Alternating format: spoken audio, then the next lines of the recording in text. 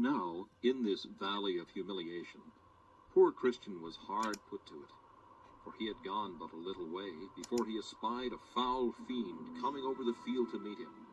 His name is Apollyon. Then did Christian begin to be afraid, and to cast in his mind whether to go back or to stand his ground. But he considered again that he had no armor for his back, and therefore thought that to turn the back to him might give him the greater advantage with ease to pierce him with his darts. Therefore he resolved to venture and stand his ground. For had I no more in mine eye than the saving of my life, it would be the best way to stand. So he went on, and Apollyon met him. Now the monster was hideous to behold. He was clothed with scales like a fish, and they are his pride. He had wings like a dragon, feet like a bear, and out of his belly came fire and smoke, and his mouth was as the mouth of a lion. When he was come up to Christian, he beheld him with a disdainful countenance, and thus began to question with him. Whence come you, and whither are you bound? I am come from the city of destruction, which is the place of all evil, and am going to the city of Zion. By this, I perceive thou art one of my subjects. All that country is mine, and I am the prince and god of it. How is it, then, that thou hast run away from thy king? Were it not that I hope thou mayest do me more service, I would strike thee now at one blow to the ground. I was born, indeed, in your dominions, but your service was hard, and your wages such as a man could not live on. For the wages of sin is death. Therefore, when I was come to years, I did, as other considerate persons do, look out, if perhaps I might mend myself. There is no prince that will thus lightly lose his subjects. Neither will I as yet lose thee. But since thou complainest of thy service and wages, be content to go back. What our country will afford, I do here promise to give thee. But I have lent myself to another, even to the king of princes, and how can I with fairness go back with thee? Thou hast done in this according to the proverb. Change the bad for the worse. But it is ordinary for those that have professed themselves his servants, after a while to give him the slip and return again to me. 2002.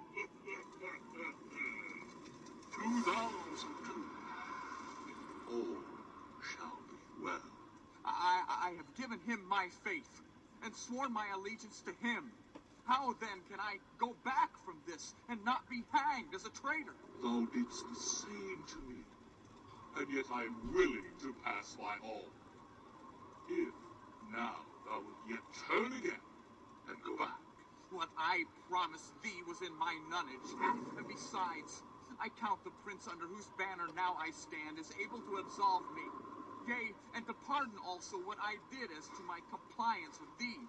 And besides, O thou destroying Apollyon, to speak truth, I like his service, his wages, his servants, his government, his company and country better than thine.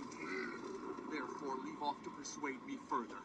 I am his servant, and I will follow him. Consider again, when thou art in cool blood, what thou art like to meet with in the way that thou goest. Thou knowest that for the most part his servants come to an ill end, because they are transgressors against me and my ways. How many of them have been put to shameful death? And besides, thou countest his service better than mine, whereas he never came yet from the place where he is to deliver any that served him out of their hands. But as for me, how many times, as all the world very well knows, have I delivered, either by power, from those that faithfully served me, from him and his, though taken by them. And so I will deliver thee, His forbearing at present to deliver them is on purpose, to try their love, whether they will cleave to him to the end. And as for the ill end thou sayest they come to, that is most glorious in their account. For present deliverance they do not much expect it, for they stay for their glory. And then they shall have it when their prince comes in his, and the glory of the angels. Who has already been unfaithful in my service to him. And how dost thou think to receive wages of him? Wherein, O Apollyon, have I been unfaithful to him? Thou didst faint at first setting out, when thou wast almost choked in the gulf of despond. Thou didst attempt wrong ways to be rid of thy burden, whereas thou shouldst have stayed till thy prince had taken it off. Thou didst sinfully sleep and lose thy choice thing. Thou wast also almost persuaded to go back at the sight of the lions. And when thou talkest of thy journey, and of what thou hast heard and seen, thou art inwardly desirous of vainglory in all that thou sayest or doest. All this is true, and much more which thou hast left out. But the prince whom I serve and honor is merciful, and ready to forgive. But besides, these infirmities possessed me in thy country, for there I sucked them in, and I have groaned under them, been sorry for them, and have obtained pardon of my prince. I am an enemy to this prince. I hate his person, his laws and people. Come out on purpose to withstand him. Apollyon, beware what you do, for I am in the king's highway, the way of holiness. Therefore take heed to yourself. Then Apollyon straddled quite over the whole breadth of the way and said, I am void of fear in this matter. Prepare myself to die. For I swear by thy infernal den that thou shalt go no further. Here will I spill thy soul. and with that he threw a flaming dart at his breast. But Christian had a shield in his hand, with which he caught it, and so prevented the danger of that. Then did Christian draw, for he saw that it was time to bestir him. Apollyon is fast made at him, throwing darts as thick as hail, for which, notwithstanding all that Christian could do to avoid it, Apollyon wounded him in his head, his hand and foot. This made Christian give a little back. Apollyon therefore followed his work amain. Christian again took courage and resisted as manfully as he could. This sore combat lasted for above half a day, even till Christian was almost quite spent. For you must know that Christian, by reason of his wounds, must needs grow weaker and weaker. Then Apollyon, spying his opportunity, began to gather up close to Christian, and wrestling with him, gave him a dreadful fall. With that, Christian's sword flew out of his hand. Then said Apollyon, I am sure of thee now. with that he had almost pressed him to death, so that Christian began to despair of life. As God would have it, while Apollyon was fetching of his last blow, thereby to make a full end of this good man, Christian nimbly stretched out his hand for his sword, and caught it, saying, Rejoice not against me, O mine enemy. When I fall, I shall arise. With that, he gave him a deadly thrust, which made him give back, as one that had received his mortal wound. Christian, perceiving that, made at him again, saying, Nay, in all these things we are more than conquerors through him that loved us. With that, Apollyon spread forth his dragon's wings and sped him away. But Christian, for a season, saw him no more.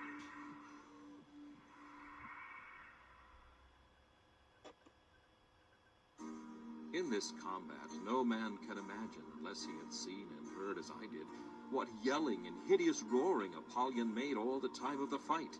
He spake like a dragon, and on the other side, what sighs and groans burst from Christian's heart. I never saw him all the while give so much as one pleasant look, till he perceived he had wounded Apollyon with his two-edged sword.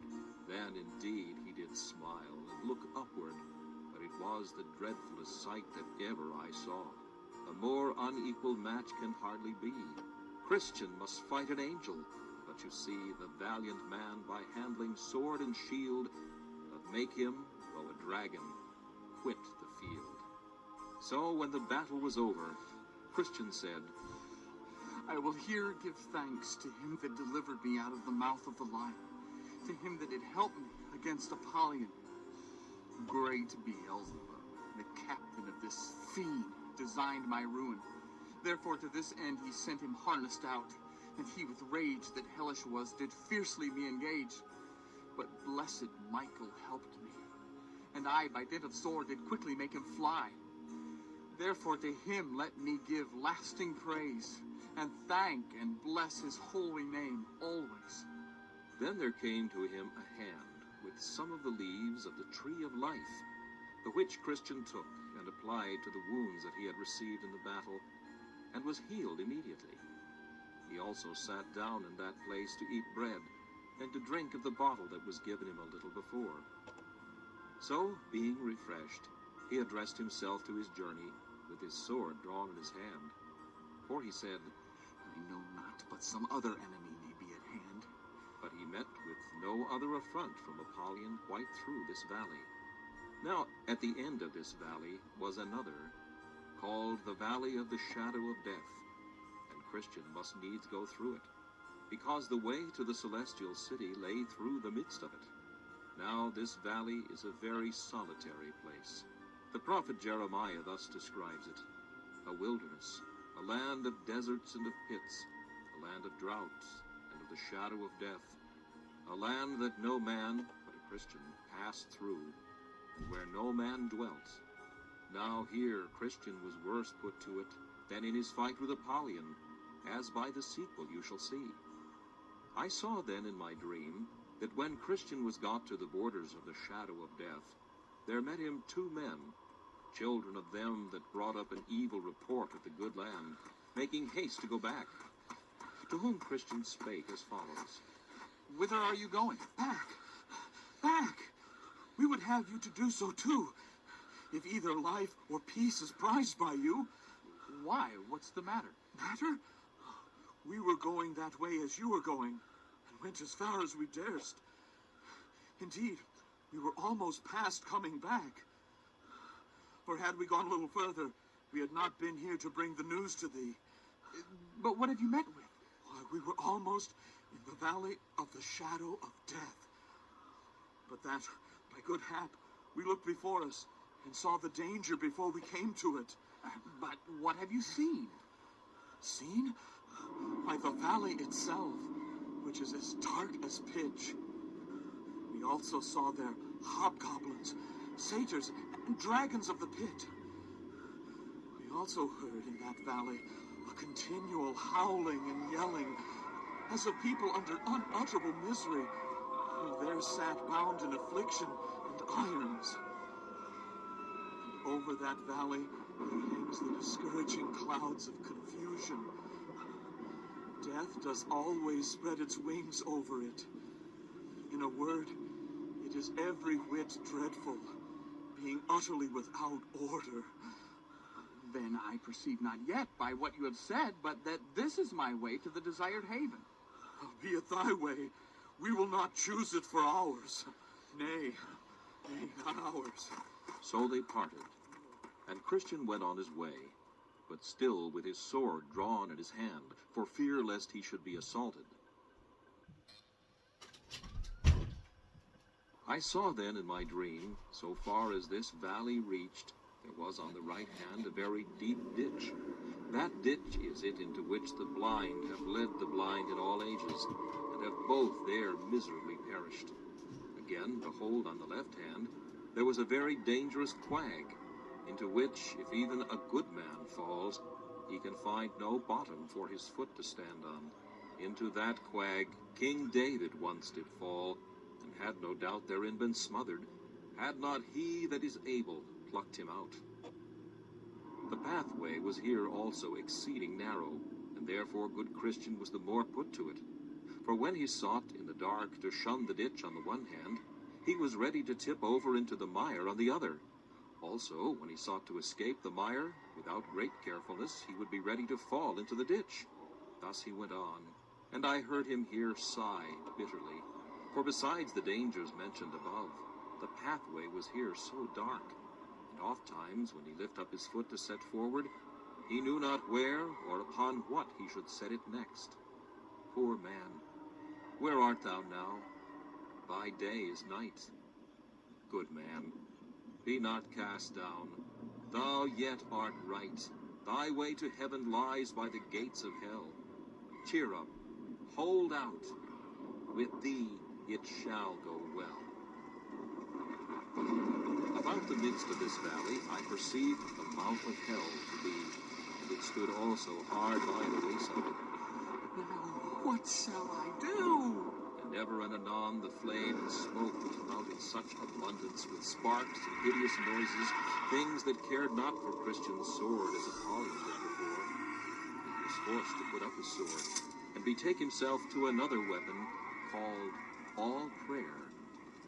So he cried in my hearing, Oh, Lord, I beseech thee, deliver my soul. Thus he went on a great while, yet still the flames would be reaching towards him. Also he heard doleful voices, and rushings to and fro, so that sometimes he thought he should be torn in pieces, or trodden down like mire in the streets. This frightful sight was seen. These dreadful noises were heard by him for several miles together.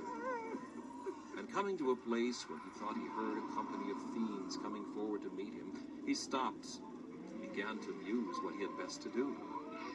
Sometimes he had half a thought to go back. Then again he thought he might be halfway through the valley. He remembered also how he'd already vanquished many a danger, and that the danger of going back might be much more than for to go forward. So he resolved to go on. Yet the fiends seemed to come nearer and nearer. But when they were come even almost at him, he cried out with a most vehement voice, I will walk in the strength of the Lord God. So they gave back and came no further. One thing I would not let slip. I took notice that now poor Christian was so confounded that he did not know his own voice, and thus I perceived it. Just when he was come over against the mouth of the burning pit, one of the wicked ones got behind him, and stepped up softly to him, and whisperingly suggested many grievous blasphemies to him, which he verily thought had proceeded from his own mind. This put Christian more to it than anything that he had met before. Even to think that he should now blaspheme him that he had loved so much before. Yet if he could have helped it, he would not have done it. But he had not the discretion either to stop his ears, or to know from whence these blasphemies came. When Christian had traveled in this disconsolate condition some considerable time, he thought he heard the voice of a man as going before him, saying, Though I walk through the valley of the shadow of death, I will fear no evil, for thou art with me. Then he was glad, and that for these reasons. First, because he gathered from thence that some who feared God were in this valley as well as himself. Secondly, for that he perceived God was with them, though in that dark and dismal state. And why not, thought he, with me, though by reason of the impediment that attends this place, I cannot perceive it. Thirdly, for that he hoped, could he overtake them, to have company by and by. So he went on, and called to him that was before, but he knew not what to answer, for that he also thought to be alone. By and by the day broke. Then said Christian, He hath turned the shadow of death into the morning. Now the morning being come, he looked back, not out of desire to return, but to see by the light of the day what hazards he had gone through in the dark. So he saw more perfectly the ditch that was on the one hand, and the mire that was on the other. Also how narrow the way was which led betwixt them both. Also now he saw the hobgoblins and satyrs and dragons of the pit, but all afar off, for after break of day they came not nigh. Yet they were discovered to him, according to that which is written, He discovereth deep things out of darkness, and bringeth out to light the shadow of death. Now was Christian much affected with his deliverance from all the dangers of his solitary way, which dangers, though he feared them more before, yet he saw them more clearly now, because the light of the day made them conspicuous to him. And about this time the sun was rising, and this was another mercy to Christian. For you must note that though the first part of the valley of the shadow of death was dangerous, yet this second part which he was yet to go was, if possible, far more dangerous. For from the place where he now stood, even to the end of the valley, the way was all along set so full of snares, traps, gins, and nets here, and so full of pits, pitfalls, deep holes, and shelvings down there, that had it now been dark, as it was when he came the first part of the way, had he 1,000 souls, they had in reason been cast away. But, as I said just now, the sun was rising. Then said he, His candle shineth upon my head, and by his light I walk through darkness. In this light, therefore, he came to the end of the valley. Now I saw in my dream that at the end of this valley lay blood, bones, ashes, and mangled bodies of men, even of pilgrims that had gone this way formerly. And while I was musing what should be the reason, I espied a little before me a cave where two giants, Pope and Pagan, dwelt in old time, by whose power and tyranny the men whose bones, blood, ashes, and so forth lay there were cruelly put to death. But by this place Christian went without much danger, whereat I somewhat wondered. But I've learnt since that Pagan has been dead many a day. And as for the other, though he be yet alive, he is, by reason of age, and also of the many shrewd brushes that he met with in his younger days, grown so crazy and stiff in his joints, that he can now do little more than sit in his cave's mouth, grinning at pilgrims as they go by, and biting his nails because he cannot come at them. So I saw that Christian went on his way. Yet at the sight of the old man that sat in the mouth of the cave, he could not tell what to think, especially because he spake to him, though he could not go after him, saying, You will never mend till more of you be burned. But he held his peace, and set a good face on it, so went by, and catched no hurt. Then sang Christian, O world of wonders, I can say no less, that I should be preserved in that distress that I have met with here. Oh, blessed be that hand that from it hath delivered me. Dangers and darkness, devils, hell, and sin did compass me, while I this vale was in. Yea, snares and pits and traps and nets did lie my path about, that worthless silly I might have been catched, entangled, and cast down. But since I live, let Jesus,